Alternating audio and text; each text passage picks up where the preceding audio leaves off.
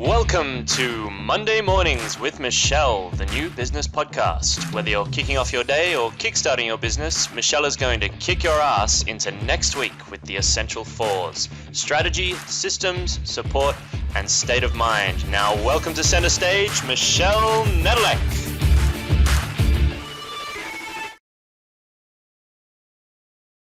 Hey there, peeps. This is Michelle Nedelec. I am super glad that you're here with us today because I'm here with the most amazing guest with the most amazing name. Michelle, thank you for being here today with us.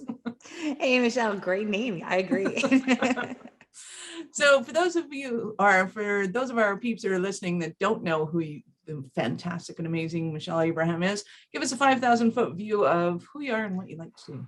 Oh, sure. Thanks, Michelle. I am Michelle Abraham, like CEO of Amplify You, where we help podcasters make their dreams come true in the podcasting world. We help them launch their show. Also, we really specialize in that management so they can stay in their unique zone of genius, which is the content creation, and let us take care of the rest of it. I live with my family and my husband and our 2 kids on a lake where we take a boat across the lake to our cars. So we live a little bit of a off the grid lifestyle. We also took our kids for 6 months in an RV. So we kind of like adventure. We say yes to adventure, and that's a little bit about us. That is awesome. So let's back up the bus bit. How did you get into podcasting and supporting podcasters? Yeah, it's interesting how I really started as a listener, actually. So back in 2011, not many people knew what podcasting was, but I stumbled across it as a new mom. My business brain was kind of going to mush as a new mom. I'd had a business in the fitness industry and had to take some time off after I had my son. And I was, lying on the floor playing all sorts of things as you do as a new mom with a baby. And I was like, let's turn on the Apple TV and see what's on there. And so I found the podcasting app on Apple TV. And then I found the show called Eventual Millionaire by Jamie Tardy. And I was like, oh my God, this show is like so motivating. It's how people got to $1 million in their business. And it just really motivated me. In fact, I think, like, looking back now, it probably pulled me out of postpartum depression. I was probably headed that way. Hadn't quite got there yet, but I really think I got motivated. I was excited. I would put my earbuds on every morning or every Monday morning when a new episode would drop. And I'd be like, if she didn't drop that episode, I would have been so mad. So that was after I mass consumed all the past episodes, right? So I kind of learned the behaviors of a listener.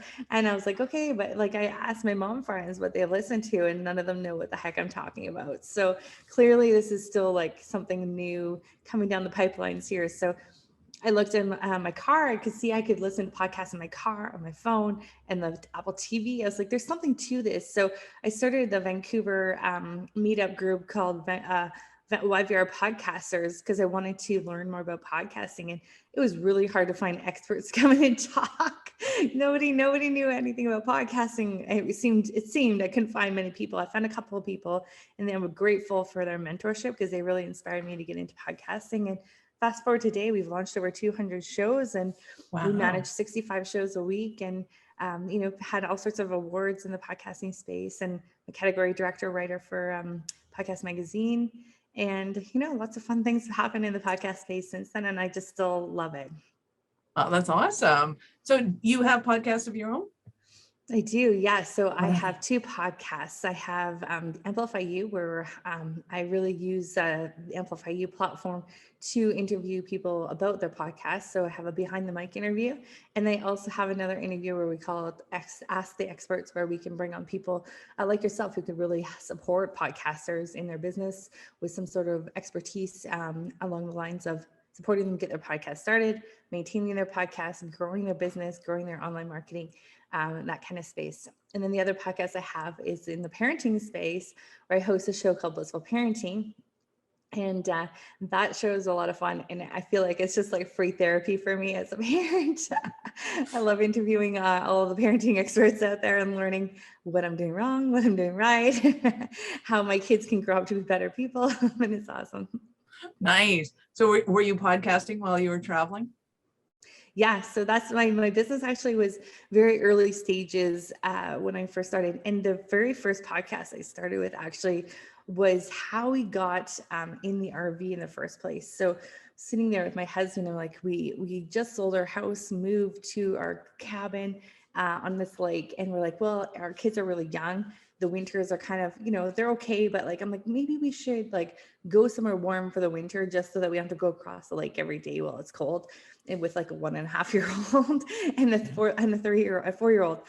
So we did. And what my idea was, well, let's go RVing, but I have not a clue anything about RVing, and neither does my husband. So I was like, well, I know what I can do. I can do a summit on RVing families, and I can get all these experts together and I can interview them all. And then I could turn that into a podcast. And then my idea was with the summit, I could sell the recordings of the summit. Well, it turns out that was a really great plan, because I actually made enough money from doing that. Our podcast was called Are We There Yet? We did the RV Family Summit. And then we met some of these people I interviewed on the road on our trip. But anyways, this selling the summit recordings from the podcast actually raised enough money that we bought an RV. We bought a 33-foot Airbus, and off we went. We set out in November of 2016, and we went straight from Vancouver to California. Then we went all the way around Nevada, Arizona. We spent 6 months with our kids in the RV. It was a blast. Oh, that's awesome. So let's take a little foray. What was your favorite part of the trip? Oh my gosh. I think it was meeting all the other families that were doing this full time, and like, especially some of the ones that I had interviewed for the summit. It was so cool meeting up with them.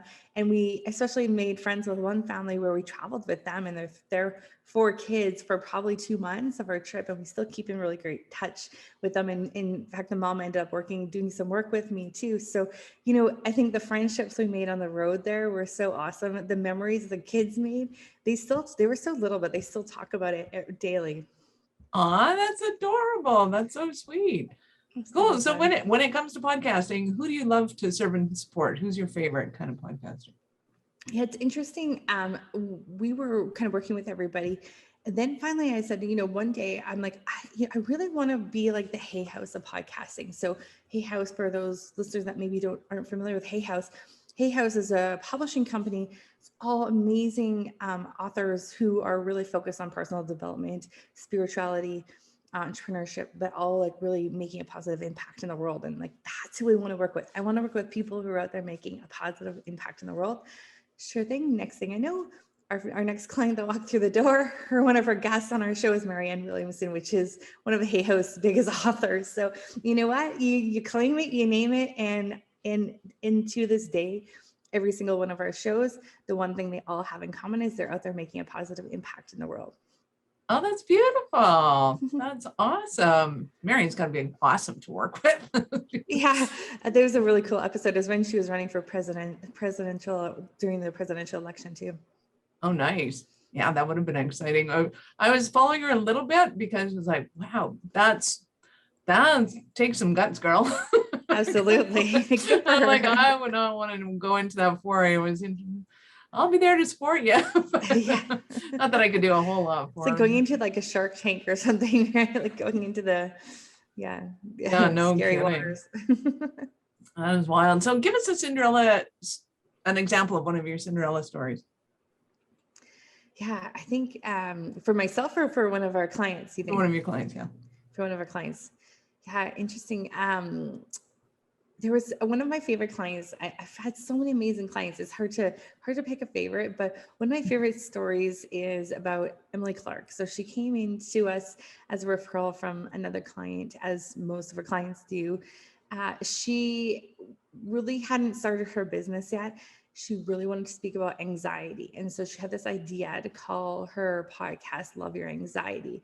And it's been really cool to watch what she did. She was one of the first shows that we saw really understand how to speak properly to the audience, where like she was speaking to herself 5 years ago when she was struggling with her anxiety. And so the way she spoke to the audience was like they were sitting at a table across from her. She was in their earbuds. She was really in their head. And like they resonated so much with her. She was getting direct messages left, right, and center. And I loved what she did. She sent them to a Facebook group where then she could ask more questions about what they were feeling like. And in return, that fueled all her content for her show. And I thought that was really great. And then she filled her coaching business and exploded her podcast so fast, because I think she was so real about the struggles she's went through with her anxiety and how where she is today. Like she lost her house, marriage, job, and now she can help others get through that and embrace their anxiety and love it. And I think it was a few years ago, and kind of, I feel like she to me feels like one of the first like young people to really be like okay with talking about it and be like, hey girl, I understand you. I was there too. And just the way she speaks to her audience, I think is really cool. Oh, that's awesome. So the podcasters that you're working with, are they all like, hey, I really have this story, I want to go out and I want to talk about it? Or are they more like, hey, I heard about this podcasting thing. What do we do? Yeah, one thing is they all have in common as well is that they have a business. So they're all entrepreneurs. And I love being in this really weird, small space in the podcasting world. We're not like the other podcasts out there that are trying to get mass downloads for advertising dollars and that kind of thing. Our entrepreneurs and our podcasters are really looking for the true fans, the people that want to use the podcast to get to know them better and then potentially hire them in their business. So like the goal of their podcast really is different. When like the guests they bring on oftentimes leads to conversations before and after the microphone that move the needle in their business. Also speaking to their guests in a way that the guests get to know them as a teacher, as a trainer, as a coach, sharing some information with their audience in a way to kind of move them into the next step. So a listener always wants the next step to be a two-way conversation with you. And so our podcasters, that's kind of where their specialty is helping make that transformation in their listeners and motivate them to make a move and do something, the next step with them. And so I love that little space that we're in. It's very unique and different than I think the rest of the podcasting world that's moving at Mach speed. And because at the end of the day, the ads that they have, a lot of them have on there are for their own programs and services, which is way more valuable to their listener and way more valuable to them as an entrepreneur than having, a couple of dollars a month from something that's not really that relatable to their listeners. So all of my listeners right now are going, hey, Michelle, you don't advertise. I don't even know what you do. I should probably have a couple of soapbox episodes. Actually let people know what we do, but nah, I'm way more interested at this point in talking to people and just going, hey, what do you do? This is awesome. I do the same on mine. So let's about the other people. Exactly. Let's talk more about you, enough about me. So like you mentioned the authors, coaches, speakers. Mm-hmm. Which I totally get. It's another platform for them to be able to get out, have half an hour or more to discuss what's going on. I've heard some of them are like 2.5 hours. I'm like, that is a long time to talk, but I get it. What's kind of the magic sauce for you? Is this for somebody that does, say, a trade, or they're a dentist and they have a kind of sidekick thing going on? Who is it really for? Good question. It really could be for, like you said, it could be for any of those people, but it's just the way that they spin it. I think the magic combination is a bit of story, a bit of training, and a bit of sharing other people's experiences who can relate to the listeners. So the goal is that you're bringing on guests that may have had the same issue or same problem that your listeners maybe are struggling with right now, right? So helping your audience resonate with the listener. It's interesting if you think about it, the episodes that we've seen from a lot of our clients, like the number one downloaded episodes usually are solo episodes. And then number two is a guest that's not necessarily a really well-known name. It's someone that their listener can identify with, their situation, their story, what they overcame, because it's similar to what they're going through. So I love that. So it really is for, I think, somebody who, I think what works the best is if it's a business that has a service or product that can help people overcome one particular problem and have a solution for it. Nice. It could be in any industry. That's awesome. And I love that. And I think if people, especially my audience, I think I have a really eclectic audience. That I have bankers, I have lawyers, I have electricians, I have speakers, authors, coaches, healers, and total woo-woos. Like, we run the gamut, I'm pretty sure. And what I want to be able to iterate to people is it doesn't really matter what business they're in right now, that they could use podcasting as a platform, because it gives you, half an hour more to be able to educate people on what it is you do, how you do it, and entice them into, oh, okay, that's, you're addressing the fears and objections that almost everybody has, but they all think, oh, it's just me. I'm the only one that's, afraid of doing this, or I'm the only one that's concerned about that. And it really is an opportunity to be able to voice your opinion and educate people. I think more than ever, people want to be educated before they take that step and pay the dollar. Absolutely. I think you said it perfectly right. It's for listeners to be able to get to know the host, get to like them, get to hear them, trust them, then take the next step with them. And really, at the end of the day, that's what they want to know, is that they're going to be in good hands. And the job of the podcast is to overcome a lot of those objections along the way. So think about what, people are the most questions you get from a client before they work with you. Well, those are really great podcast episodes to deliver, because then you're going to help shorten that timeline just a little bit. In a day, in today's day and age, time and attention is our most valuable asset. And, podcasting is one of the platforms that people will listen to and spend the most time with you, which is really valuable. I mean, they say up to 20 minutes of time. I opened a email this morning that said 8 seconds. That's a little short. I think podcasting gets a little bit more, maybe 8 seconds on Facebook or on Instagram, but podcasting for sure. Like, you definitely get people's time a little bit longer, especially if you can weave in stories and speak to emotion. And if you have something that's movement worthy too, something that people want to get involved with or be a part of, that works really well in podcasting. Right. So if somebody goes, okay, I'm a dentist or whatever, I'm interested in what this might look like, what are some of the pitfalls that they want to avoid right off the bat? It's like, okay, I get it, you're excited, but don't go and do this yet. Yeah, don't spend 14 hours a week doing it. Don't go and learn how to do all the technology.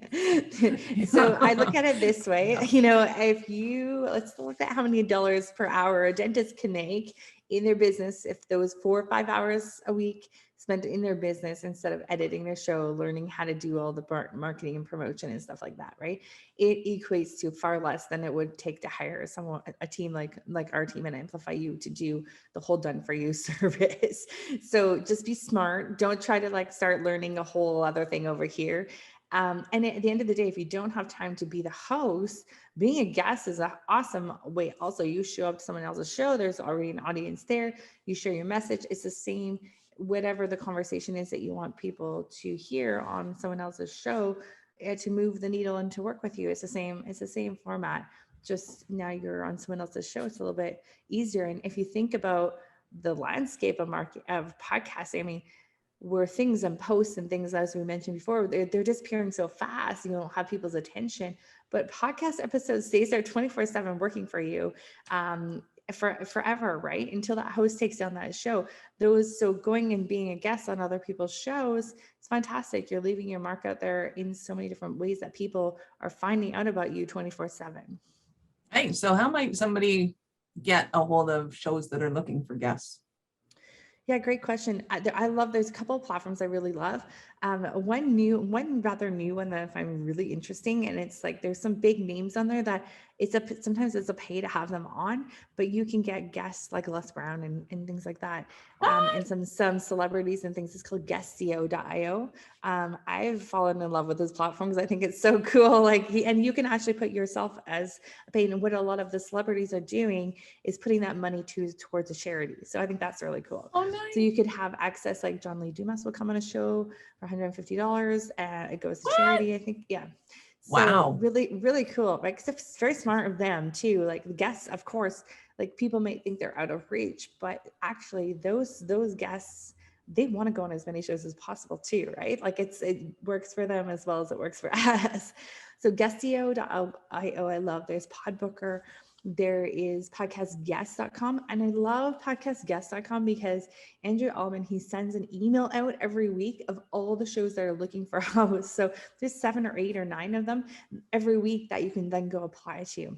There's all sorts of other peeps. We will have these in the show notes, so don't think that you need to keep going back and back trying to hear what she said. Just scroll down and we'll have them in the notes. Don't try to write while you're driving. Yeah, don't try and figure that Don't try to pull off the highway right now. Keep going. Don't worry. Yeah, there's some great ones. Pod Match is another great one.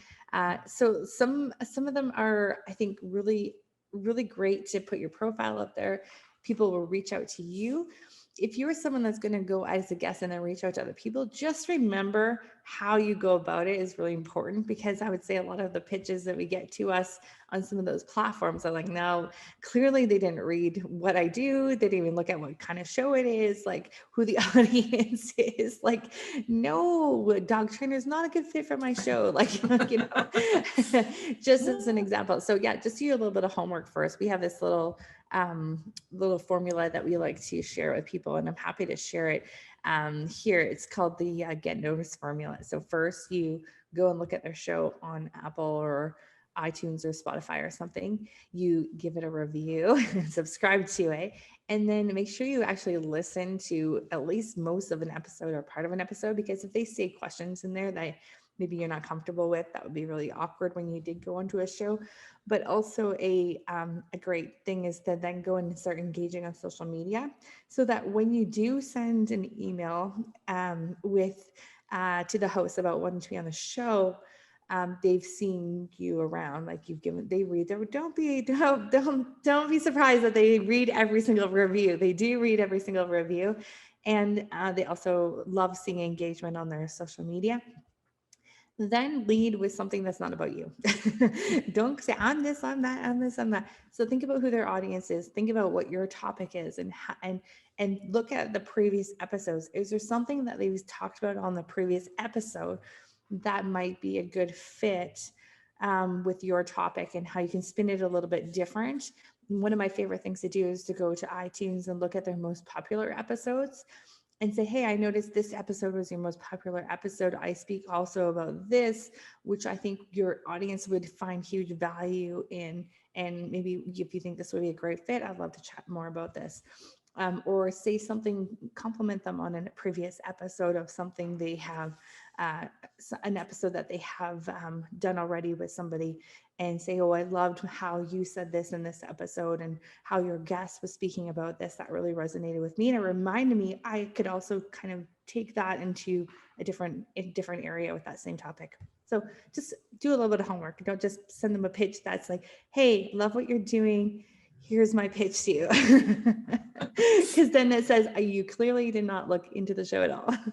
Yeah, when you can tell it's a cut and paste, and then it's just the podcast name got pasted in there, or that it's a different color of font. Like, right? Oh, yeah. No, you got to put a little more effort in than that. Yeah. That's awesome. So being able to be a guest is awesome. And say somebody goes, okay, this podcast thing, I'm absolutely in love with it. I have staff, but I'm really not going to get them to start learning how to do this stuff.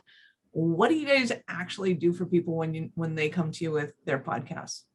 Yeah, so a couple of different ways they come to us. Either they are looking to start a podcast, or they already have a podcast that's not aligned with their business and themselves anymore.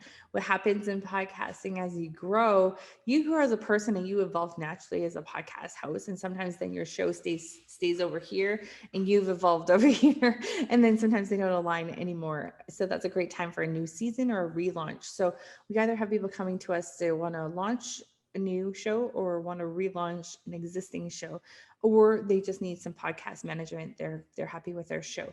Oftentimes that comes with a little bit of an audit and a relaunch as well, though. So how we support them, we have a lot of strategy. We look at their business, their show, how their business and their show can be aligned better together. What are their ideas for monetization, that kind of thing, to make sure that you're getting a ROI when you launch a show. On the time spent on a show, it's a long-term strategy, not an overnight success kind of thing. So, and make sure you're committed to it. So we go through all strategy, how to record, all the equipment, how to take your show and really think about the content that's going to go into it for what you want to do with it afterwards. Do you want to repurpose it into YouTube videos? Do you want to make it into blog posts? Do you want to publish a book with a question that you ask in every single episode? What are you wanting to do with the content? And therefore, let's back it up and we'll help you kind of figure out what content should go where.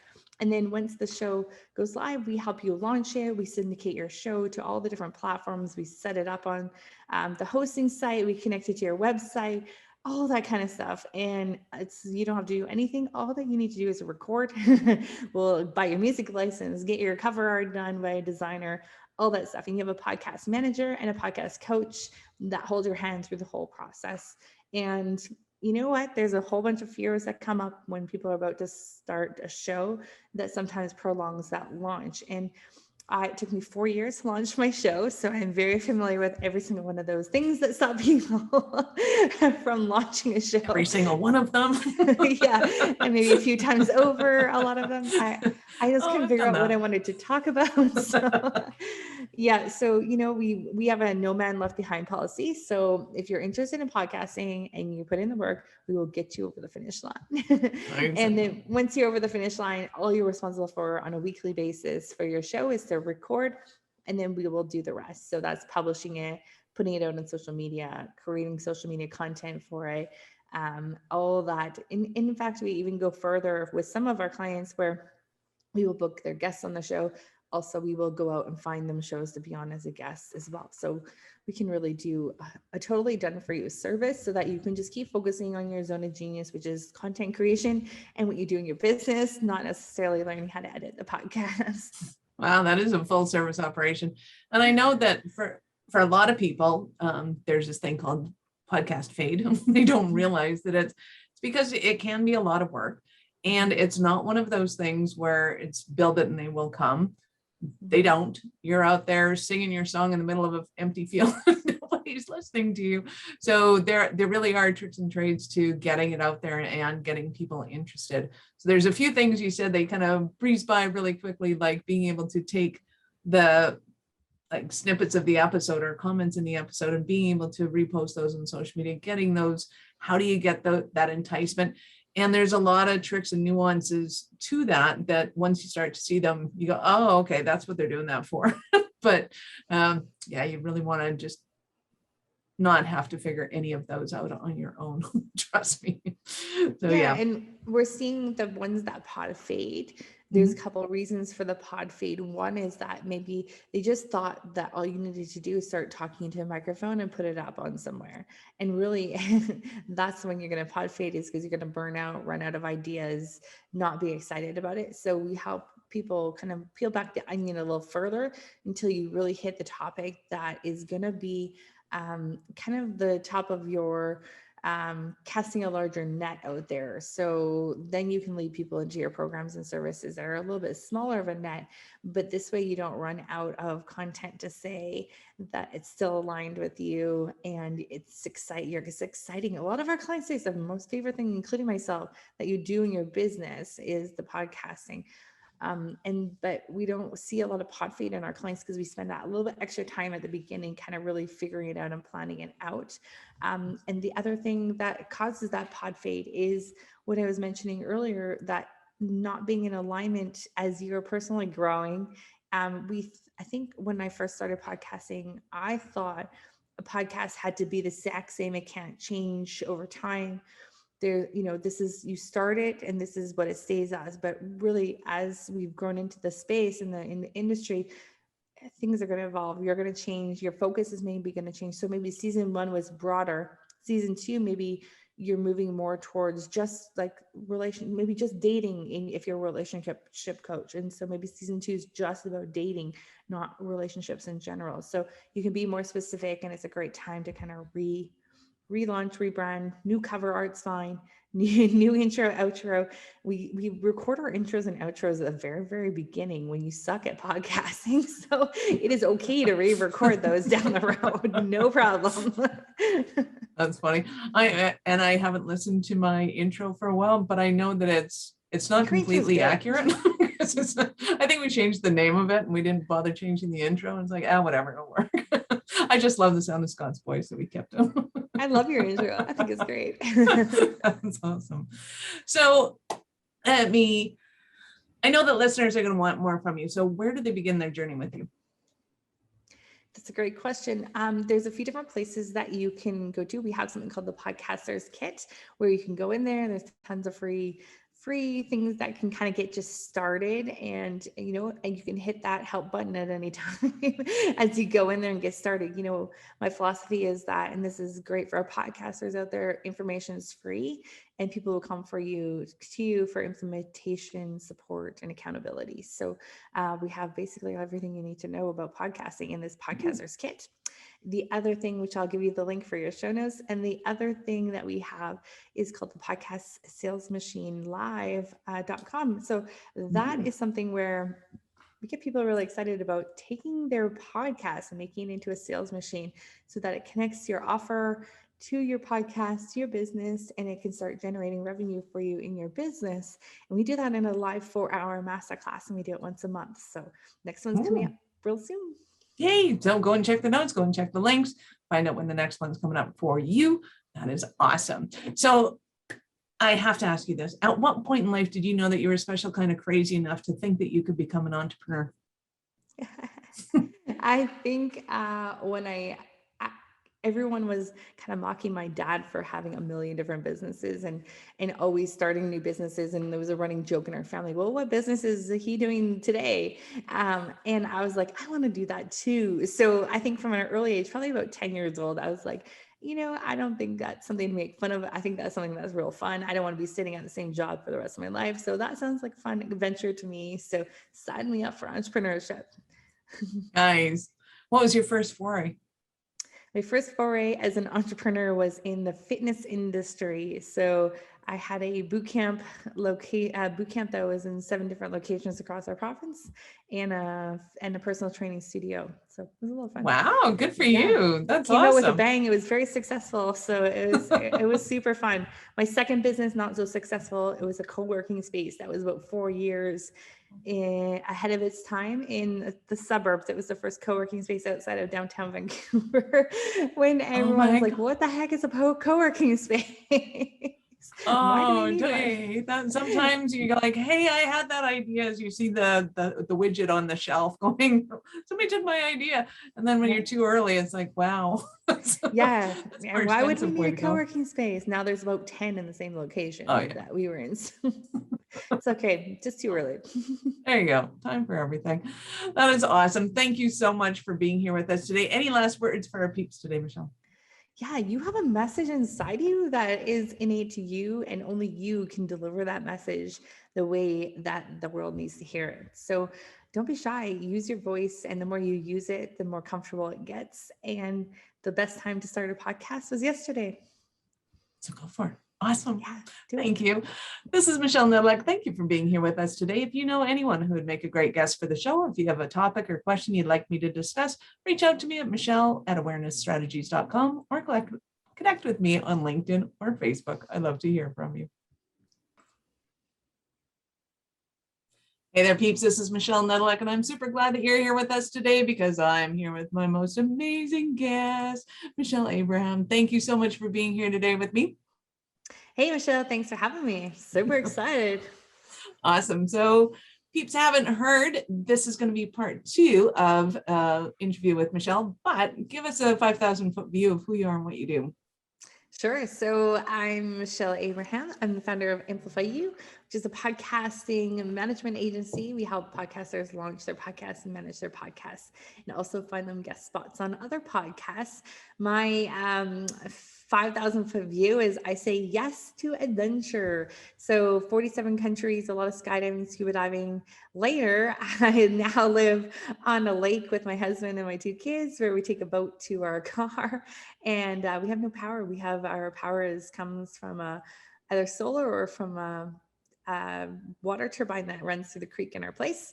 And we run a totally 7-figure business online from the middle of nowhere and off the grid. So that's a little bit about. That is awesome. So we're going to get in the deep, dirty of podcasting. So if you're new to the whole podcasting world, Michelle and I did an episode on the Business Ownership Podcast. You might want to go and listen to that.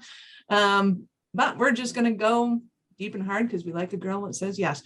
So on that note, I may do that every once in a while and just ignore me. You'll be fine. I love it. We were talking about the world of podcasting and how it's changing. So did want to ask you this, because I've noticed that iTunes changed to Apple Podcast, but I'm not an Apple girl. So I have iTunes. When I go to get my link for my show, I still upload iTunes again every single time, get the link, put it in the show notes and give to people. Give me kind of the 5,000-foot view of the changes in the podcasting world, what Apple's doing and how that's affecting everybody else. Well, Apple totally fucked up this year. Let's just put it that way. Well, we've seen a drop in a lot of shows over the last little while. And that was right when they launched this subscription service. So they obviously didn't have the shit together in the back end of it. And when they did announce it, it dropped a lot of shows, a lot of ratings went, a lot of people's listenership went way down and did a nice nosedive over the summer. It's now starting to come back. But so yeah, Apple Podcasts has been a little bit of pain in a lot of people's butts lately. But they're still holding the spot as number one podcasting platform that listeners listen on, because they can listen on their mobile devices, on the desktop, wherever, right? So what's changing for them is now you can monetize your show and have a subscription there if you want to. What I don't like about it is that if people are paying you to listen to your show, you have no information about your audience. So even if they're paying you, you don't have their email address, you can't even connect with them further. You have no clue who they are. So how can you create great content for them when you have no clue who they are? So that's my rant on Apple.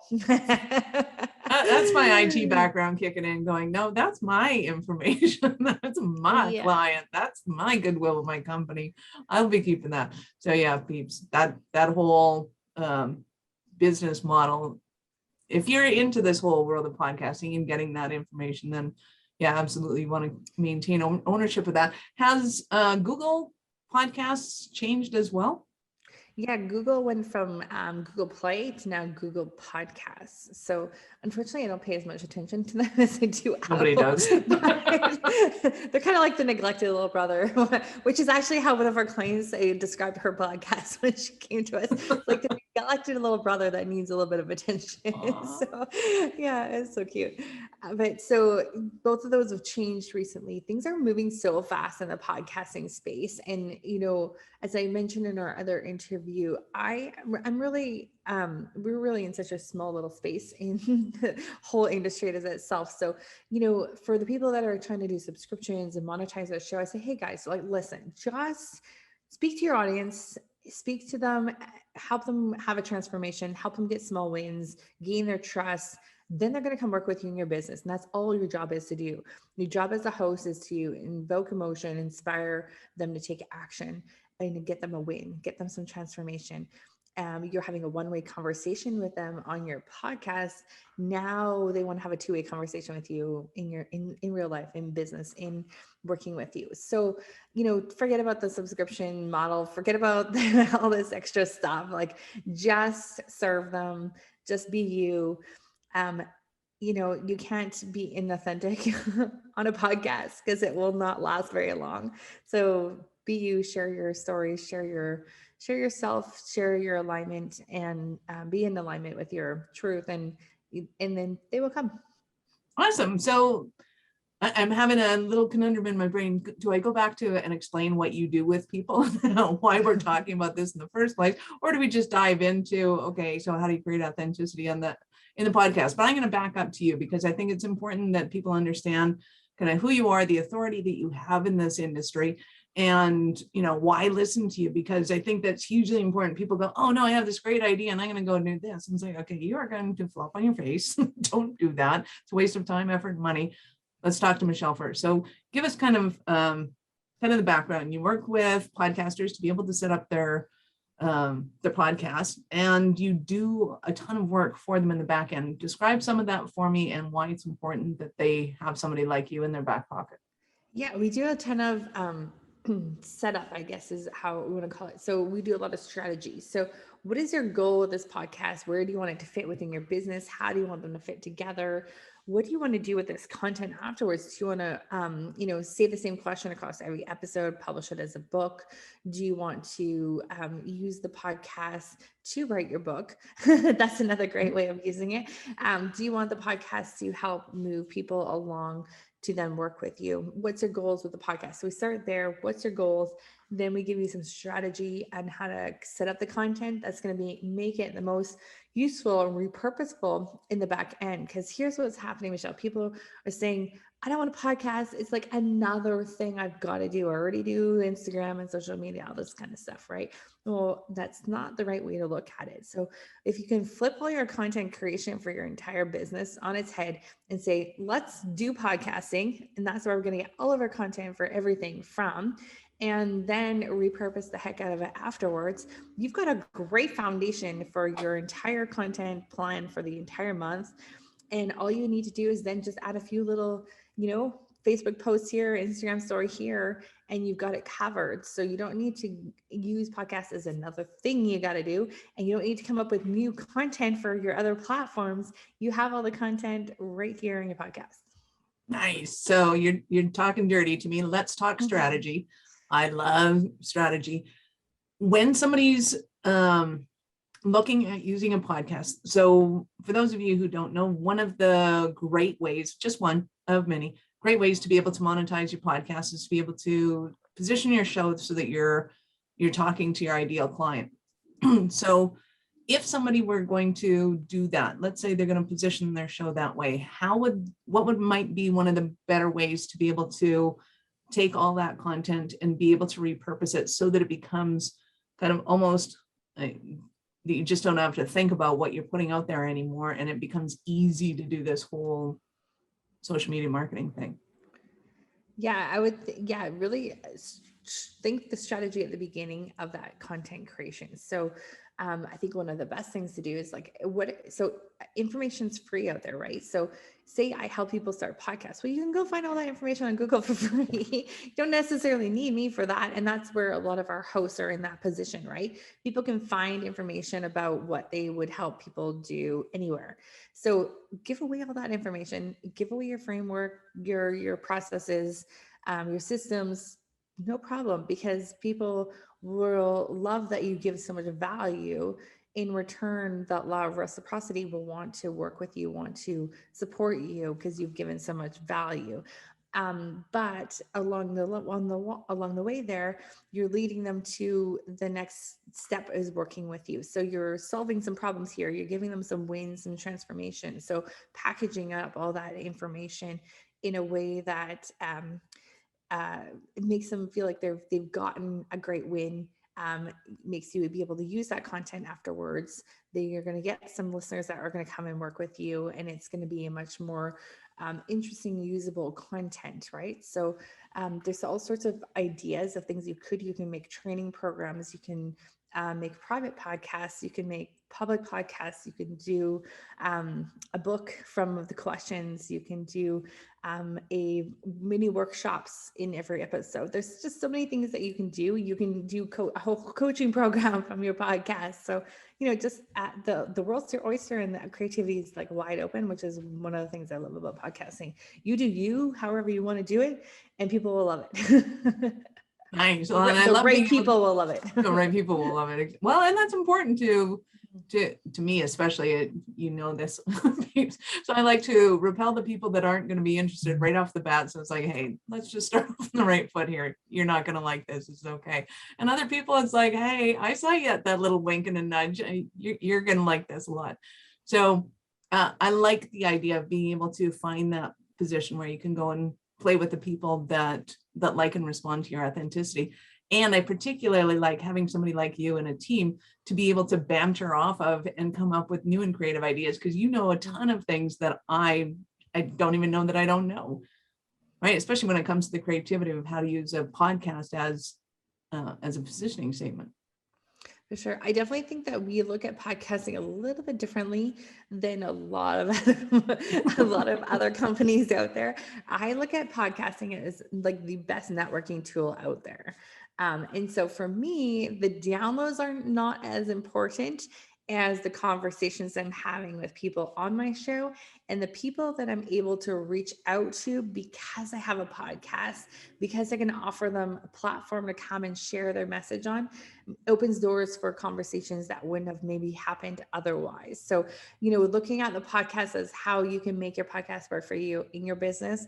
And it not just be the listeners that might be the end clients that are coming to you, but it could also be the people you're interviewing or using it to reach out to people who could be potential joint venture partners, collaboration partners, all that kind of stuff. Nice. I love that. So you piqued my interest on the book thing. So talk to me about kind of how would somebody, or what are some of the ways that somebody would use a podcast to set up their book? Let's start there. Yeah. So each episode could be kind of an overview of a chapter, right? So you could have each episode as an overview of a chapter that is a framework in your head. You could also ask maybe 5 questions at the end of each interview you do with people. And those 5 questions could then each become a chapter in a book where over the course of 100 episodes, you have a lot of content that is the same answer to that same question. So you can take all that and put it all together and make something out of that, right? You could also use each interview in itself as a chapter in a book. You could use the solo episodes of you, like I was saying, it could be like the overview of the chapter, and then some episodes in between are more the actionables and the takeaways in a book. So I think there's a lot of ways that you can kind of put it all together. One of my favorite ways of thinking of a podcast is like a sideways webinar. So like, what's like your story? What problem did you have that you overcame? What are some things that you've seen other people with that problem have? And then what are some solutions to that problem? So that's 5 episodes right there. That makes some good content too. Nice. I love that. And I love being able to think about how to do one thing and create something else out of it, because it's so many people I see will do something and then they just abandon it. And it's like, okay, now let's do something else. And let's abandon it. And let's go do something else. And then they end up with this hodgepodge of stuff that neither their potential clients know how to navigate through it, nor do they know what makes sense for people to navigate through. It's a lot of work to like come up with new content all the time. Actually, I work with a coach who she interviews me once a month to create blog posts and articles for me because, there's a reason I podcast instead of write. Right? So, yeah. So if you can speak it, you're golden. There's lots of different ways that you can use it. I do love that. I think it's important to recognize that some people just naturally like to talk. That's how they get their thoughts out. That's how they articulate. That's how they brainstorm. And some people like to write, and that's awesome. And I think for those who want to write but are more articulate verbally, it's a natural kind of step over. Yeah, and one other thing I want to mention on that too is if you're an author already and you already have a book, don't be afraid to share that content on audio, because here's the thing, everyone listens and learns in different ways. There's so many different learning types out there. Your audio listeners for podcasts are going to be audio learners typically. So they like that content. Doesn't necessarily mean that when they read that same content, they're going to put 2 and 2 together that they were aired in. So don't worry about that. And besides, people typically need to hear the same content about 7 times before they totally recognize it and get it. So that leaves your door open for more creativity. Like you don't have to keep constantly creating new stuff. You can just keep reusing old stuff, even past episodes, like keep bringing them back up, keep resharing them out on social media. Just because you've already published it and promoted it once doesn't mean people have heard it. So keep, you're having new listeners all the time. So just keep repurposing all that stuff and just be imaginative with your content. Let's put it that way. Creative. So what's one of the most bizarre podcast topics that you've come across? Or can you remember? That's a good question. Let's see, talking off the top of my head. Ours are all like kind of like very, I would say kind of all very much like personal development space. So not like any totally wacko ones. I met this guy and I remember thinking how crazy his podcast idea was, but how cool it was. And I'm trying to remember what it was. I think it was, he was sharing on his podcast about people's wedding vows or something. Like he was doing something with wedding vows and then turning them into a funny like skit between himself and himself on the show. And it was awesome. Like, I was like, well, that's like a totally out there episode. We have one podcast that's very woo-woo, which I love. And it's the 7-figure spiritual leader. Danielle does amazing, but she actually, her spiritual team comes in and she channels them during the episode, which I think is really unique as well. So it's like, like there's podcasts out there on the weirdest things for everything. It was hilarious because somebody mentioned one thing. They go, and it was just a totally off the wall thing. It's like, like you could have a podcast about, I don't know, giving away chocolate in wicker baskets. And I'm like, no, you can't. And then type it in. Oh, hey, look, there's like 5. It's like, it was just the weirdest thing ever. So, and then part of it fascinates me in the whole, like, let's just go there, the world of porn, which I think is a very visual thing, but there's actually a underground podcast porn, which I think is hilarious. You got to be really audio to be able to listen to a podcast or desperate for time away from your kids. Maybe it was while they were in their car and that was the only time they got to do it. Is that the alternative now to reading those romance novels? Oh yeah, I guess so. Yeah, it's for the audience as opposed to the reader. That makes sense. You don't have to sit down and read it now. You can just listen to it, I guess. There you go. Or you just go Joe Rogan and do whatever the hell you want whenever you want in front of a podcast and be done with it. I know swingers podcasts are really popular too. I've seen quite a few of those when searching through the cover arts. Sometimes I'm like, wow, they allowed that on there. That's amazing. I love it. So, no matter what your kink, I'm sure you'll find it in the podcast world. And if you don't find it, well, then, start up your own podcast and make stuff happen. So give us an example of one of your Cinderella stories, one of your clients that went from kind of not sure what was going on in the whole world to they're knocking it out of the park now. Yeah, awesome. I'm going to give you another story about a client who is in the horse space. So again, a kind of a weird topic for a podcast, right? So she trains horses and she's written a couple of books and I was like, oh, okay, this will be a really fun show to work on. This is different than what we've done before, but she essentially is a horse trainer. And she wants to talk about how you can be in harmony with your horse and you as a trainer. And I was like, great, this sounds like a great podcast. Holy smokes. Did I not realize the caliber and like the reach this show had? It was #1 in so many different countries when it released on iTunes. It was downloaded so many thousands of times and it was appearing top of the charts in 7 or 8 different countries in Europe, in Australia, and in the US and in Canada. And I was like, who thought that the horse training community is super loyal podcast listeners. So I love that story because like we were just saying, you never really know what kind of content is going to resonate with people. And I found out later that her book is published in several different countries as well. So that's why she's got fans in a lot of countries. But it just to see that show, thinking that it's a hobby show, it's thinking that she's created a serious business from that, and it's multi 6-figure business that I think is doing amazing, and her podcast is rocking. That is awesome. I love that. Yeah. Cool. So what are some of the stumbling blocks that somebody might be having right now and they're going, oh my God, Michelle, I need you so bad right now? Yeah. If you're in this analysis paralysis stage, you're waiting for the perfect podcast. Yeah, thinking about it. Yeah. If you're thinking about it, let's put it this way, if you've been thinking about it for more than a couple of weeks, you waited too long to put it out. We have a saying, if you're not embarrassed by your first few episodes, you waited too damn long to put your episodes out. So, and I am only saying this from experience doing it myself, that I waited so long to publish my podcast. 2011, I wanted to do a podcast. I didn't know what the heck I wanted to talk about. So it took me to 2015 before I even launched a podcast.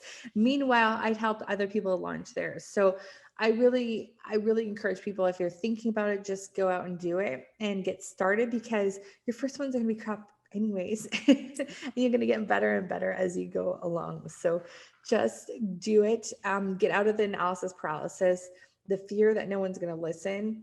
Just get rid of that fear, because people are going to listen. And especially if you're promoting it or you're letting your podcast guests are promoting it. And you know what, your message needs to be heard by somebody. So don't be afraid to get your voice out there. Your voice is going to get stronger the more you're speaking, the more you're out there, and you'll get more comfortable in your voice. I know that was one of the things that held me back, is I wasn't really comfortable in my voice or using my voice. My throat chakra was all blocked up, and I enjoy it now. As you can tell, I don't stop talking. So just to wrap it up, as far as the things that stop people: fear, procrastination, thinking that it takes too much time, and also that analysis paralysis kills people. Totally. And I know it took me 3 years to figure it out, because I didn't understand the tech of hosting it somewhere and then putting it out onto iTunes. And just that, which is super weird, because I'm in the tech world. So, you never know what's stopping you people. Just go and talk to Michelle. So talk to me about how, if it hasn't been blatantly clear up until this point, how does podcasting help you to get it up and keep it up in your business? And of course, we're talking about the revenues and profits. Yeah, absolutely. You become a leading expert in what you're talking about. So the positioning is huge. So you're now an authority, because you have a show, you have something that people want to come listen to. So that is going to help you keep it up and grow those revenues and profits. And I think being able to have a platform that you are the expert in is so helpful in today's day and age. There's a lot of noise out there, and having your own show just gives you that credibility and authority that people are looking for in an expert and a leader. I just love it. Well, I know people are going to love you, and they're going to want more of you. So how did they start gently stalking you?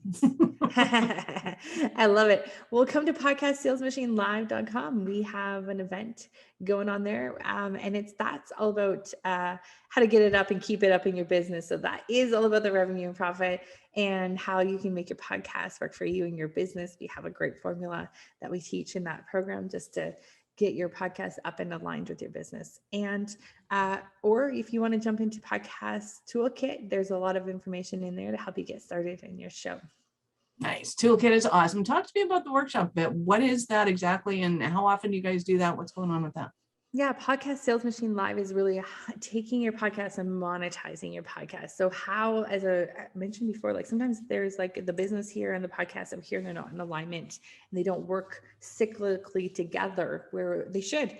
So your podcast should be feeding your business feeding your podcast. So and so if it's not, this was a good program to come to, because we took a framework that's all about, serving and creating that transformation in your listeners, and then aligning your business with something that's the one problem that your listeners have, the one solution for them, and the one way to get to you from the podcast.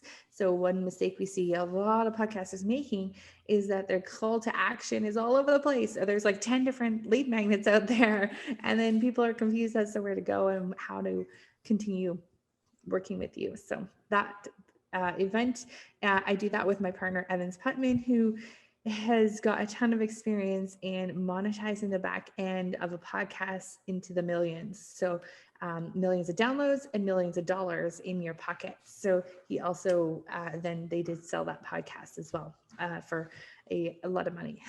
So him and I partnered together on that to really help people take that next step and monetize.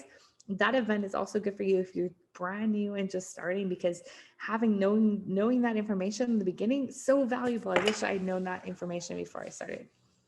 Nice. So let me ask you this. What do you think is the most important element to kind of overcoming whatever fears, anxieties, negativity people have, and going, yeah, this is the way to go? Good question. Just do it is my answer. Do it. Get into action. The more movement you can create, if it's just little tiny baby steps, that action is going to create momentum for you over time and get you out of that zone of thinking about it into the zone of doing it, and then out of that comfort zone. I keep saying that I keep busting through my comfort zone, that it just keeps getting bigger and bigger, that I've just become comfortable being uncomfortable. So that's just the way we gotta go. Yeah, comfortable being uncomfortable. I like that one. Yeah. Awesome. Any other last words for our peeps? Yeah, you have a message inside you that this world is dying to hear. Don't be afraid to use your voice and take a stand for what you believe in and get your message out there in the world. There are listeners whose lives you're going to make a difference in. Serious. Awesome. Thank you so much for being here. Appreciate and love your time. Thanks so much, Michelle. This is Michelle Nedelec. Thank you for being here with us today. If you know anyone who would make a great guest for the show, or if you have a question or topic you'd like me to discuss, reach out to me at michelle@thelittlebluepillforbusiness.com or connect with me on LinkedIn or Facebook. I'd love to hear from you. Thank you for listening to our show. I am all about being a resource center for entrepreneurs to give them the information and the support they need to make it in business. As such, I have Taking Your Business Digital Q&A every Wednesday at 2 p.m. Mountain. To register for that, go to awarenessstrategies.com/digital. That's DIGITAL. I look forward to meeting you and actually finding out how you are. So see you on the flip side.